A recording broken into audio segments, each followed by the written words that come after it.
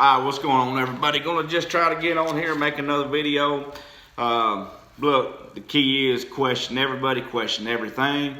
Try to find truth, try to find answers for yourself. And all you blue-collar patriots out there that's always been left in the dark in the political realm here in Louisiana, it's time to come out of the dark, gain knowledge, get some understanding, and start being a part of the process of the politics and the procedures in our state. And stop being left behind. I'm going to read through a few notes here, try to get down to some issues. You know, going on camera here doing this, it's probably a lot easier for folks who have a radio talk show. You know, they can look away from the camera. They don't have to focus on the camera. They can look at their notes and thumb through things and talk at the same time, and you wouldn't know any different. But I'm going to have to look at these notes as I go. So, all right, I want to talk about this surplus. First off, we're down to John Bell, Edwards, and Eddie Rispone. Abraham, he's out of there. You know, I voted for Ralph Abraham. Then when I voted for him, I kind of regretted it. He was so heavily endorsed by the Republican establishment. Once I voted for him, I kind of regretted the vote. I was like, hell, ain't no one endorsed Eddie Rispone over here. And that's kind of the way I wanted to go with it. You know, I don't buy into and trust the Republican establishment. I just don't. They're too programmed. Too manipulating, just ain't buying into it. So once I voted for Abraham, I was like, God dog it, man, I should have really voted for Rispone over here. But you know, it's gonna feel good voting for him on the next go around. Eddie Rispone is, of course, where I'm gonna be going with things. Not going with Edwards. Just don't trust some things about him.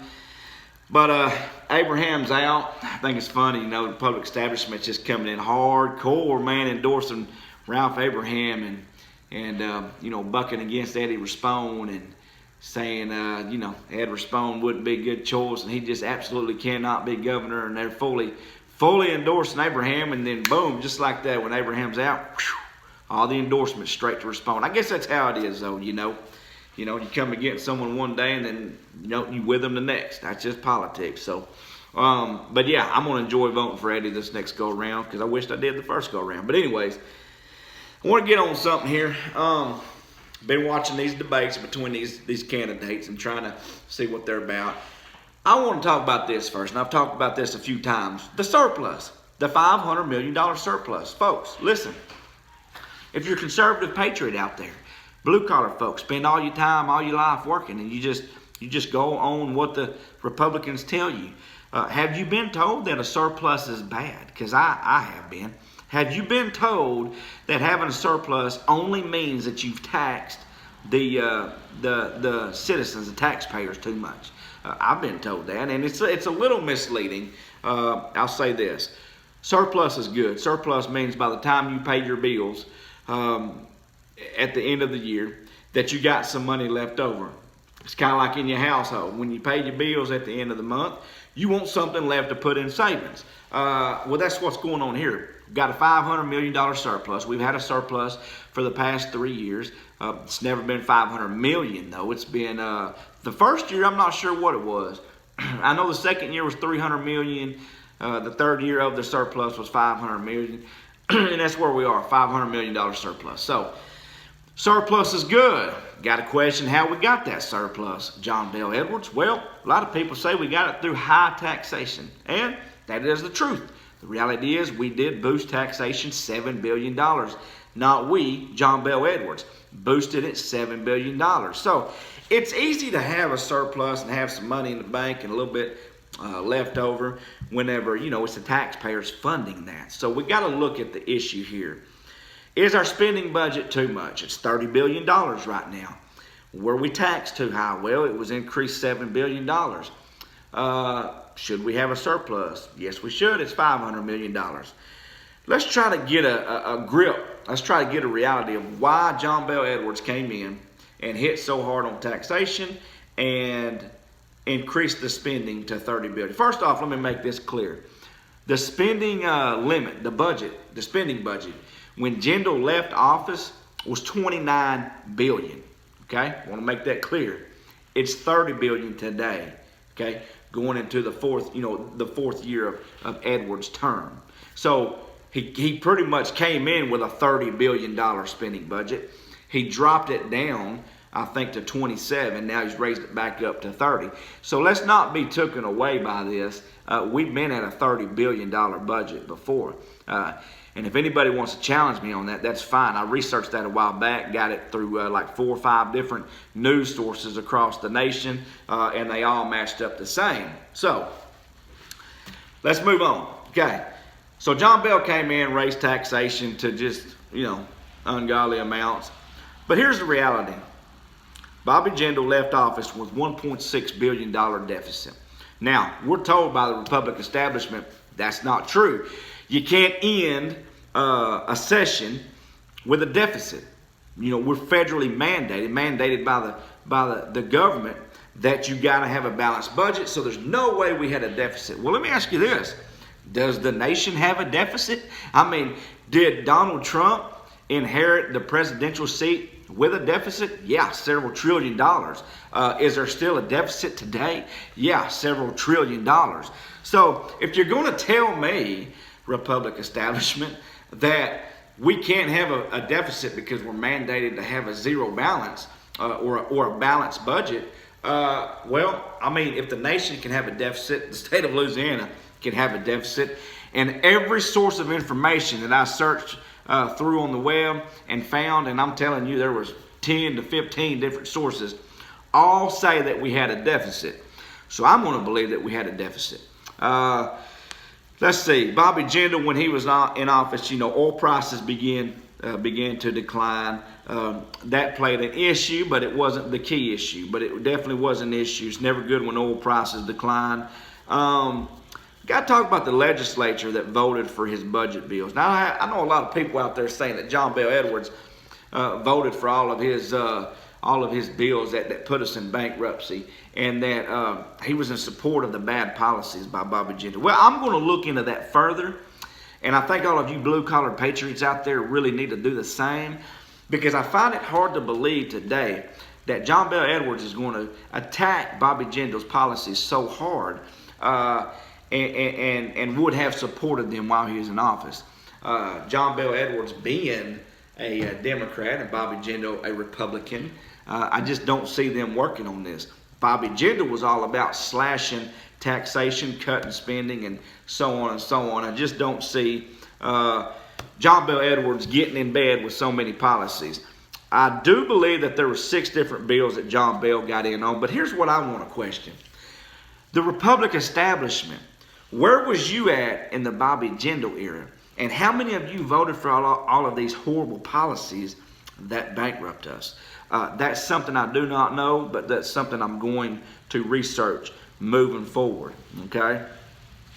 Bobby Jindal took office with a $1 billion surplus, okay? That was due to high gas and oil prices, and a large part of that was federal funding for disasters and, natural disasters and federal disaster recovery money. Jindal cut nearly $1 billion in higher education. Okay, Bobby Jindal comes in, cuts $1 billion out of higher education. When you start cutting spending back and start cutting taxation out, well, there's got to be revenue coming in somewhere, and you got to trim the fat somewhere. If you're going to have a lower budget, you got to cut some things out. But when you're cutting out higher education, that's not working good, folks. That's not where we need to be at with things, and that really was a negative impact for the state. Let's see. It says here, I just wrote down a bunch of notes, so I'm just kind of referring back to them. $1.1 billion in tax cuts through the first 5 years without reducing corporate tax exemptions. Okay, ITEP. Okay, these ITEP exemptions. It's a big talk right now. See, the way that these exemptions work is they're only for certain companies. Certain companies get exemptions because they come into the area, they provide job growth and opportunity, and in return we give them heavy incentives, up to 99% or 100% of tax exemptions on their property. Crazy thing is not all businesses get this. Halliburton doesn't get these exemptions. Schlumberger, they don't get them. And these are companies that employ a lot of people. It's certain companies like Calumet and different chemical plants out there that receive these. The ITEP program is something that really needs to be heavily watched within our local governments like police, jury, local citizens that really need to make those determinations and those choices at a local level, because if these things are at a state level, folks, they are going to be completely out of our hands and out of control. We got to be on top of that. Let's see. Talks more about cutting higher education. Bobby Jindal refused federal money to expand Medicaid. Okay, now we're all on. We all have different visions and different opinions of the Medicaid expansion. But here's where I'm at with Medicaid. I just want accountability. I just want to make sure there's no fraud. I want to make sure we don't have people that are making way more money than they should and being on Medicaid. I want to make sure that there's not people that are simply able-bodied and not contributing to society that are draining the Medicaid system. I just want to make sure that there's accountability. But something that really bothers me about Bobby Jindal that I read is that he refused federal money to expand Medicaid. Now, I think through the history of Louisiana, from what I've researched and seen, the state of Louisiana, you have given your fair share to the federal government. We have given our fair share to the federal government, so why should we decline taking some of those funds back? I'm not in favor of draining the federal government, because it's our nation. I mean, if we take advantage of federal funds, we're ultimately shooting ourselves in the foot, because we're draining our nation. But when you pay into something for so long and you get nothing in return, I don't see why we would oppose doing that. So turning down money for Medicaid expansion, I don't see how that was good policy by Bobby Jindal. Okay, Bobby blamed the shortfall of the state on low declining oil field prices. Well, it's got a part of it's part of it right there. But Bobby had bad policies, man. He signed the biggest tax cut in state history. Don't get me wrong, folks. I'm all about low taxation, but man, we got to do things the right way before we start slashing taxation, cutting spending. We got to have good fiscal policies in plan. Let's see here. He stood against a 4-cent levy on cigarette sales tax, taking it to 36 cents. It still would have been the third lowest in the nation.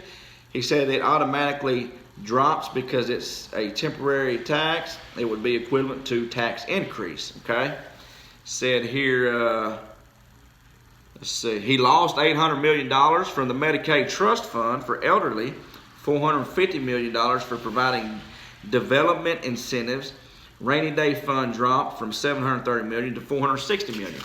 Seems like all across the board he was pulling money, cutting spending, and cutting major programs like higher education and health care out of the equation. Folks, moving forward, here's where we're at. Okay, you got Edwards and you got John Bel Edwards, Eddie Rispone coming in.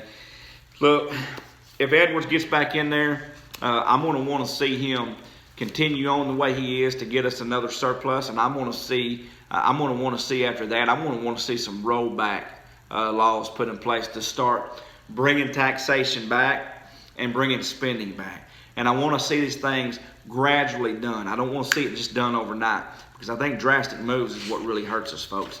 I'm about lower taxation. I'm about cutting spending. But I believe if you do it drastically in a way like Bobby Jindal did, well, you're going to leave us in a deficit again. And the reality is we were in a deficit. So I watched the governor debates and took some notes from the different candidates. I'm going to just touch on John Bel Edwards right now, some statements he made that some I'm with, some I'm not. I question just about everything. John Bel Edwards says right now our unemployment rate, that the unemployment rate when he came in office was 6.4%, and today it's 4.3%. Well, I mean, what's the truth behind that? I mean, I personally don't know anybody that's looking for a job and can't find a job. I personally don't know anybody in the state of Louisiana that's ambitious and can't find work. But the question I have is, what quality of jobs do we have here today? I read an article a while back that said that the oil and gas industry only provides 17% of jobs now because of all these just insane lawsuits that's going on. So I don't know. I'm gonna tell you, like, how can I say this? I know a lot of people that are working today in Louisiana and they're making under $15 an hour. Now, I'm not saying that we need to raise minimum wage. I'm not saying that if you work fast food that you should come in making $15 an hour. I believe everybody should work up in life to reach higher goals and higher expectations. But what I'm saying is this: I know a lot of people that are really hard workers, smart people, and they're working around $13, $14, $15, some $16 an hour, and that's where they're at with it. And I say that to get to this: I don't think there's a whole lot of good paying jobs in Louisiana. I mean, you know, I don't think there's a lot of good ones. See, what makes America go round and round is your everyday average blue-collared worker out there, your simple man, simple woman, your person out there that just knows how to grind, how to make a paycheck. Like that, that's the core of America. And I don't think there's a lot of jobs out there in Louisiana that's providing that type of good income. You know, there should be more jobs out there that are starting at $20 an hour. That's what I'm saying. And I don't see them here in Louisiana the way I see them back in Texas. You know, I'm born and raised from North Texas. Seems like there's just a lot more jobs over there that get you up around a good start-off pay. He says the GDP is largest ever in Louisiana history, and it is the 10th fastest growing economy in the nation.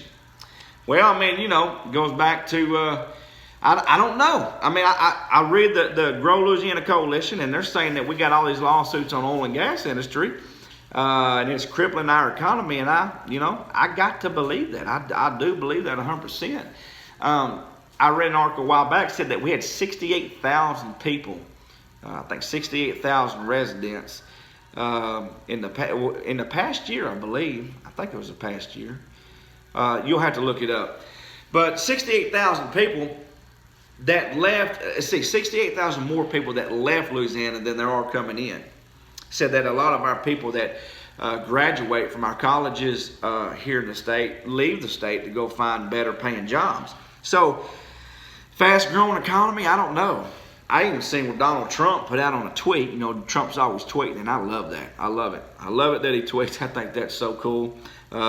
He connects with the people so much. But anyways, Trump tweeted and said that Louisiana is losing jobs at a fast rate, and the rest of the nation are gaining jobs at a fast rate. So, you know, I mean, you got Trump saying one thing, Edwards saying another. I'm going to go with Trump on that. I'm just not buying that Edwards bullshit.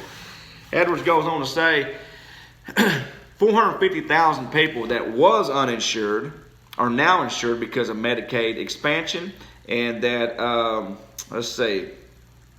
uninsured citizens are the lowest ever in Louisiana and lowest national average. Okay, look, I'm all about Medicaid expansion. I'm all about getting folks, having a program to help people be insured. But this is where I'm at with it. I don't like seeing a lot of people drop private insurance whenever they're making good money. And I don't like to see any loopholes out there for folks not being held accountable. Okay, if you get on Medicaid, that's fine. If you need it, that's fine. But let's make sure we got accountability there. John B. Edwards says that he has a very elite, state-of-the-art database that makes sure that accountability is where it needs to be, and make sure that we don't have recipients on there that shouldn't be there. But I don't know. You know, there was Eddie Rispone said that recently they found about $86 or $88 million, I think, something like that, to where it was wasted in fraud. They went back and fixed it, but you know that money was wasted in fraud, and we lost that. See, so I don't know, man. State of the art. Here's the way I think we should run Medicaid. Okay, like the police jury, we need the police jury in charge of the ITEP programs at a local level. We need some type of committee in charge of Medicaid and welfare recipients within our local governments, monitoring these welfare offices, monitoring these Medicaid offices, and really, being application hawks on what goes in and out of these places. We need a committee in each parish, in my opinion. I don't know what the funds would be to do that. I don't know what the cost would be. It'd be more government, but it'd be bringing people in at local government. And this is what I'm about. If you can somehow shrink the size of government, get things at a local level to where people who work jobs can get off work and go to these committee hearings, go to these places and be a part of the process and part of the accountability procedures is big to me. So accountability is my biggest thing on it. Gotta have that. John Bel Edwards said that he's had 170 major economic projects since he took office and $41 billion in capital. Those are things we need to research. I'm going to look into that. I'm going to see 170 major economic projects. Okay, I'm going to research that, get down to that, and you should do it too. And once I find out something, I'm going to share it on here. Let's see. He stands against Jindal's policies, but he supported 6 bills. I want to know what those 6 bills are that he supported for Bobby Jindal and what they was all about. Okay, says here that he said Bobby Jindal plundered a $3 billion trust fund in Louisiana. Okay, and part of his bad policy running and bankrupting the state. Says that Jindal cut higher education. Listen to what he said on natural gas here. He said natural gas production is best ever. It's the best ever since 2012 in Louisiana. And he said he used the first surplus that he created to replenish Coastal Trust Fund, the Coastal Trust Fund that was ravaged by Jindal. Hang on, man. He said natural gas production is the best since 2012? I think we need to question that. I think that website, Grow Louisiana Coalition, would probably disagree with that. And the articles I read the other day said that right now, only 17% of our economic strive comes from the oil and gas. So I don't know. I don't know, John Bell. Not sure if that's right there. I'm going to look into it, brother. He said so he was asked, why you got all these lawsuits against the oil and gas industry, okay? He said the first lawsuit from coastal erosion was in 2013. And he said that it wasn't by him. And he claims he's never filed a lawsuit. Well, John Bell, I don't know if you've ever actually filed a lawsuit against the oil and gas, but you're definitely not doing anything to slow them down or to eliminate them. Last time I checked, and I'm sure this has went up by then, it's been a couple months. Last time I checked, there was 42 major lawsuits against major oil and gas companies. And we've lost a lot of work down here. We've lost a lot of opportunity because of that. John Bel Edwards, you may not have personally filed it, but I think that I think from your lack of involvement that I see you getting in and trying to work and preserve the oil and gas industry here, I'd say that you're not doing enough to keep it here. You're not doing enough to keep the oil and gas companies here. You're not doing enough to get in and intervene and cut these lawsuits out. You would have a lot of pull and a lot of say if you wanted to step in and eliminate these lawsuits. I just don't think you're doing it, and that worries me. That's one of the major reasons I'm not going to be voting for you. Can't get on board with that, brother. Said here, okay, so they had prison reform. $700 million is what we've been spending basically a year in incarceration, our prison systems, to run them $700 million to fund these prisons. And so here recently we've had justice reform, okay? A lot of people are saying John Bel Edwards let a lot of hardened criminals that are violent out of prison. And that because of him, a lot of people were put in harm's way. Let's get down to this real quick. There were 10 justice reform bills signed in 2017. Okay, who signed them? 7 Republicans, 2 Democrats, 1 independent.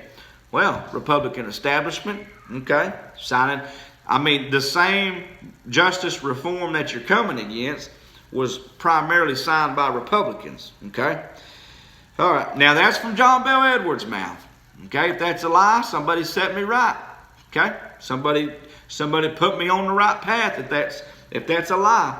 That's out of John Bell's mouth there, so I'm not taking it to the bank. I'm just saying what he said, okay? He said since the reform that the murder rate in New Orleans has been the lowest it's ever been since 1971. And it's down all across the state in all your major cities. All right, 10 bills passed. He said he had worked and was endorsed by the District Attorney Association's office and the Sheriff Association's office. He said that they worked in this reform and he was endorsed by them, and they have a strong relationship. He said that in response to Eddie Rispone saying that you need to work with the law enforcement and the DA and all these other folks around there to do the reform. Made a response, said that the reform was in good intent, but there was not enough accountability in it.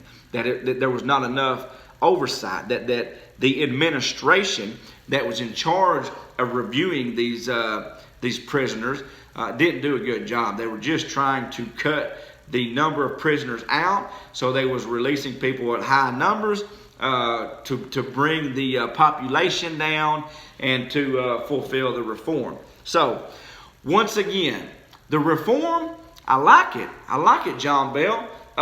Let's cut some prisoners out, some non-violent prisoners, get them out of prison. Let's cut down taxpayer funds to fund the prisoners in there.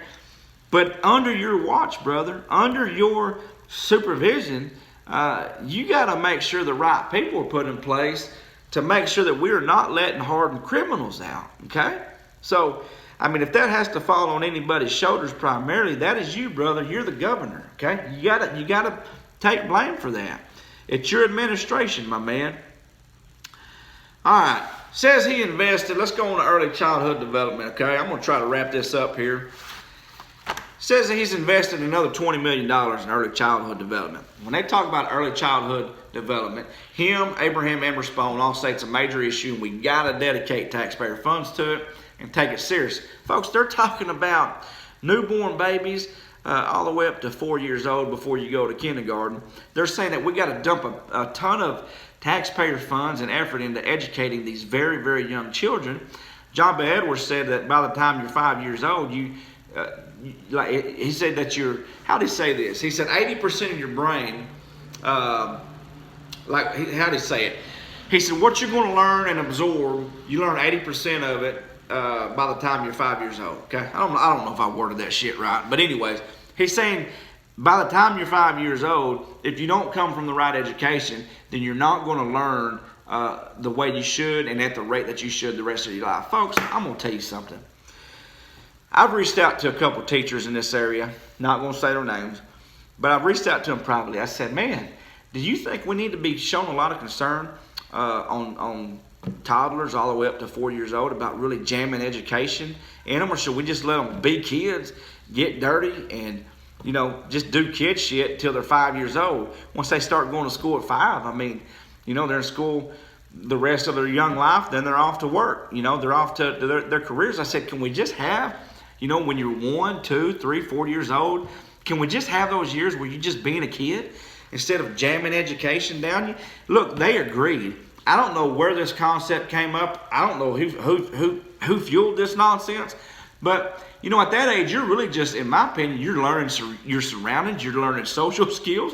You're learning how to have fun and just, eat crayons and eat dirt and kick rocks around and rip boxes apart. I mean, it kind of makes me think of this stupid Common Core bullshit. It's like, are we getting too many chiefs that are starting to tell us how we should educate these kids and stuff? Look, early childhood development, maybe I'm wrong about it. I ain't buying into it. When you're that young, you just need to, be a kid. When you're 4 or 5 years old, you're on to school for the rest of your young life, then you're off to work after that. And can we just have a period where you're just letting kids be kids, man? Come on. So, I oppose that. I don't think we should be dumping a lot of taxpayer funds into early childhood development, but that's me, okay? We'll talk about that more moving forward. Let's see here. John Bell said that we've had 81% this past year graduate from high school, and that's the largest in the state's history. 81%. I don't know. I mean, that's another thing that we're going to look up, folks. That's another thing we're going to look into. I was thinking the dropout rate was higher than ever, but he says it's not. We're going to definitely, as Hillary Clinton would say, fact check him on that one. Look into it. I just don't know. John Bell was asked, are you for reparations? He said he's against reparations, but he's against creating opportunity. Well, I'm glad you're against reparations. Not sure where you are with creating opportunity. I don't see a whole lot of good jobs here. He goes on to say that Trump acknowledges Louisiana as the best in the nation as far as eliminating Medicaid fraud. I don't know. I may start looking at some of Trump's tweets in the near future to see if he says anything about that, because I'm not so sure about that. But But I don't know. Could be. I think that Medicaid fraud, though, that's something I really want us to focus on. Whoever's going to be governor, make sure that we're keeping an eye on that. Would love to get that at a local level for local committees to watch that in their parish. He said when he took office that he took office with the 5th lowest combined state and local tax burden. I believe that because Bobby Jindal was just slashing taxation. He said today we have the 5th lowest state and local tax burden. He said it's the same as when he came in. Okay, I don't know how that works. When you raise $7 billion in taxation and we still have a low tax burden, I don't know. I've actually researched different websites, and most of the sites I've seen as far as tax burden were middle of the pack. We range around 24th or 25th. So I don't know where he's getting at. It's not adding up from what I've looked into, but hey, blue-collar patriots, look into it, okay? Let's see what's up with it. Okay. Now, this is something I do like that he said. A lot of folks are saying that he's creating Medicaid expansion, and that's irresponsible. They're saying that he's putting this off on federal funding, okay? He said, look, Medicaid expansion is not even costing Louisiana taxpayers that much money. He said most of this is federal funding. And Rispone told him, he said, you know, you can't just attack federal funding. This is our nation. The nation's already in debt, trillions of dollars. So when you misuse federal funding for a system like Medicaid expansion, that's not exactly responsible if there's a lot of fraud going on. First off, John Bel Edwards says there's not a lot of fraud, but there's some fraud, and we need to always make sure we're staying on top of that. But this is what he said I like. He said the state of Louisiana has been paying in to the federal government for many years and not claiming any of that money to better Louisiana. And it's time that we do that. I do agree with that. We have been paying in for a long time, and we have not been getting, in my opinion, our fair share of it. I know that when Jindal was in office, he turned down $600 million to expand Medicaid. But I also know that over the past few decades, we've gotten disaster money from the federal government. So, you know, I guess it could weigh out some. But I know this. If we're paying in that money, I definitely want to make sure that we're getting our share of it. Because you got all these other states out there that are collecting federal funds for road infrastructure and different things like that. So we want to make sure that we're getting our fair share without being abusive to it. So just went through some facts there about Bobby Jindal, John Bel Edwards. So, you know, be objective, question everybody, question everything. The only way we learn, look, this channel that I'm making, these videos I'm putting out there, this is specifically targeted to all of you out there who've never been in politics, never followed politics, but you've grinded, you've worked, you've strived, thrived, and put your willpower forward to make a living and to create a life for your family. You're the blue-collar nation out there. The people I'm trying to reach, you are the gears of this state and the gears of this nation. So when I put these out there, understand this. I'm not a guy who's born and raised in the state of Louisiana, okay? I don't know a lot of things about the politics here. I don't know a lot of things about a lot of things. But what I'm going to push and what I'm going to try to bring to the state is a movement of constituents that begin to wake up, look at things. When you hear it, when you read it, when you see it, try to search for the truth yourself. And when things don't line up, no matter who it's coming from, question them and press them. It's all about accountability. It's all about knowing the truth for yourself, seeing it, creating solutions, being a part of the process. Hey, we vote for them. We don't have to just vote for them and go home. We can vote for them and be a part of the process, but we got to get involved. God bless all of you. God bless our state. God bless our nation. Let's make sure we're fighting to keep the vision of our founding fathers alive and fighting to keep God in our nation and in our state. Okay? With that said, I endorse Ryan Gaddy 100% in District 36 to be my senator for 4 more years. Because although there's a lot of folks around here that call him a fake Christian, I've dug into it. I've researched it. I've took time to learn the man for who the man is. He's a real man of faith. And he's a man that is ready and willing to fight to keep God in our state, God in our nation, and Christianity as the foundation. That's why I'm with Ryan. God bless all of you. Talk to you later.